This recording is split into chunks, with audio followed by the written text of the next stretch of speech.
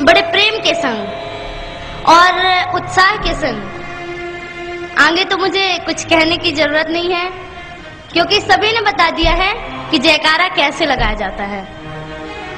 तो सभी लोग दोनों हाथ ऊपर करके और मुट्ठियां बांध के सभी लोग बोलेंगे मेरे संग तेजी से। सभी लोग तैयार हैं? जय जय श्री राम। अभी आवाज नहीं आई आपकी। देखिए, ये कार्यक्रम ही इसलिए रखा गया दोपहर को कि सभी लोग भोजन करके आए।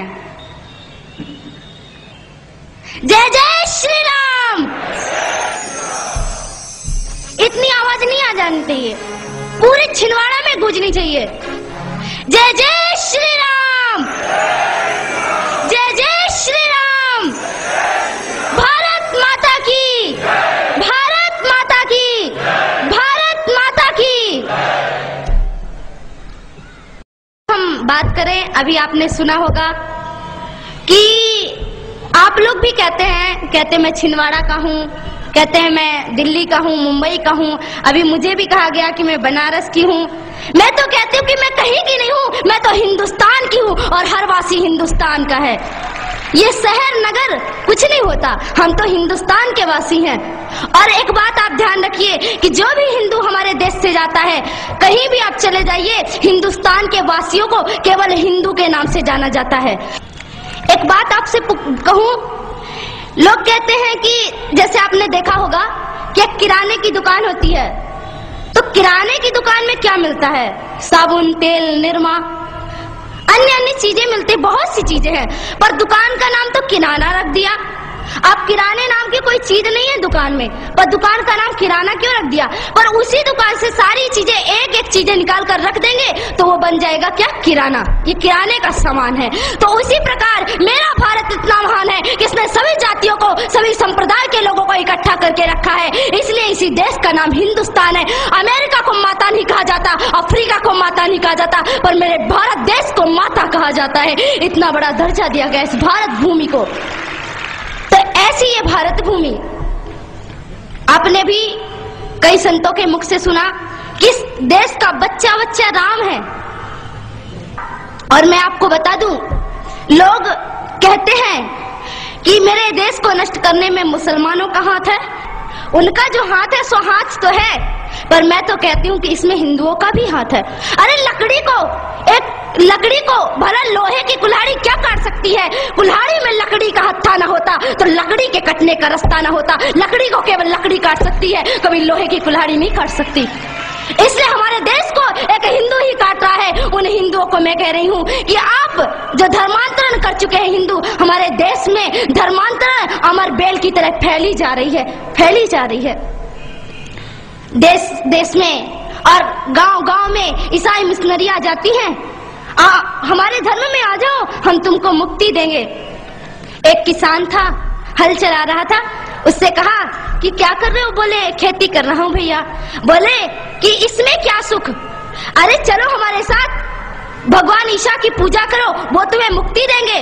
बोले कौन मुक्ति देंगे? बोले भगवान ईशा। बोले ये कौन है? बोले ये भगवान के, गॉड के बेटे हैं। अच्छा, गॉड के बेटे, तो हम गॉड के बेटे के पास क्यों जाएं? हमारा संपर्क तो सीधे भगवान से रहता है। हम तो खुद भगवान के बेटे हैं, क्योंकि गीता में भगवान कहते हैं ममैव वंशो जीवलोके जीव भूतः सनातन।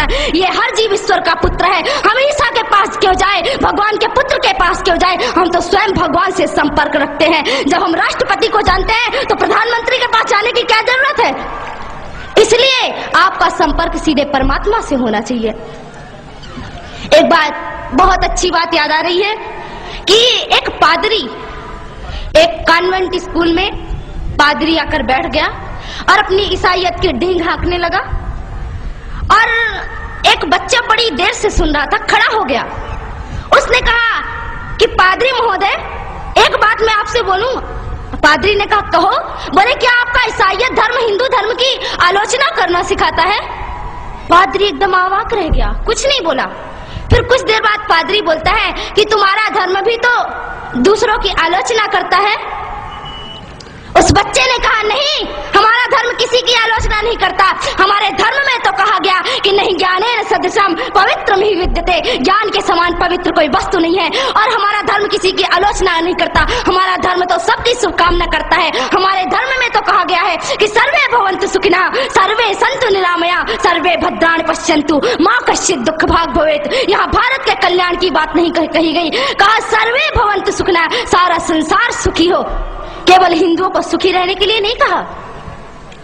तो इसलिए मैं आपको गीता का एक वाक्य याद दिलाना चाहती हूँ कि अपने धर्म में श्रेयांश स्वधर्मो विगुणः पर धर्मो भयावह, दूसरों के धर्म में हमेशा भय मिलता है। इसलिए धन छोड़ दो पर अपना धर्म कभी मत छोड़ना, और जिसने धर्म छोड़ दिया उसको चुल्लू भर पानी में डूब मरना चाहिए।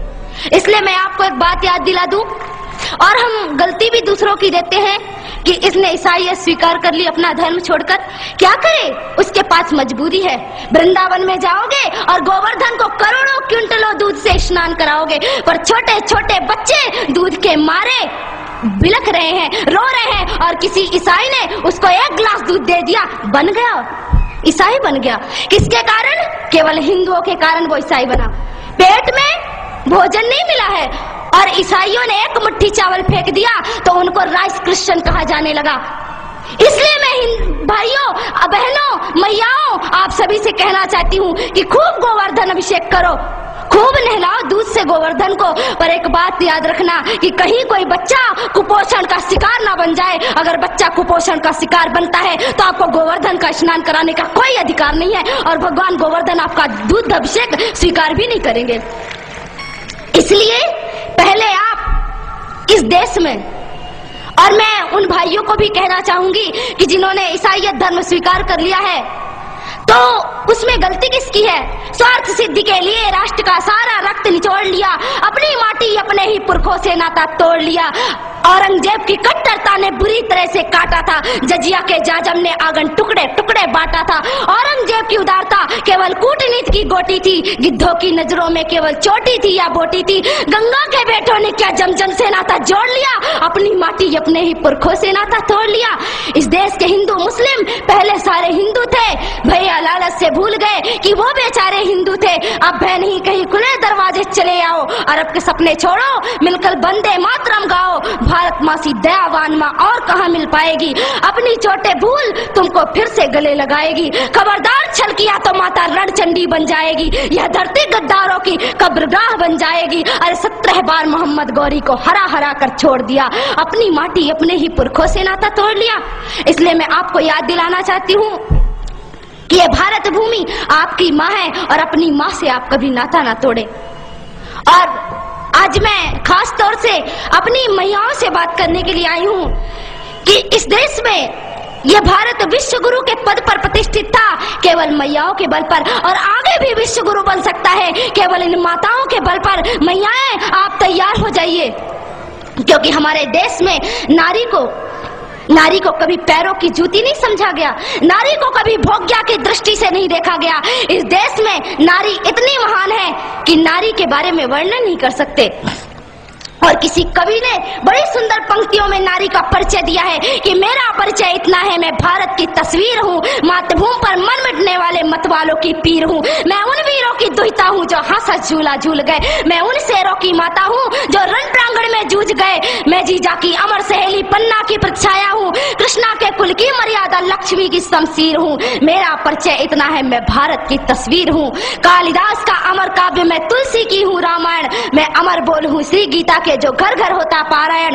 मैं भूषण की सिवा पावनी आल्हा की हुंकार हूँ, सूरदास के मधुर गीत में मीरा का एक तारा हूँ।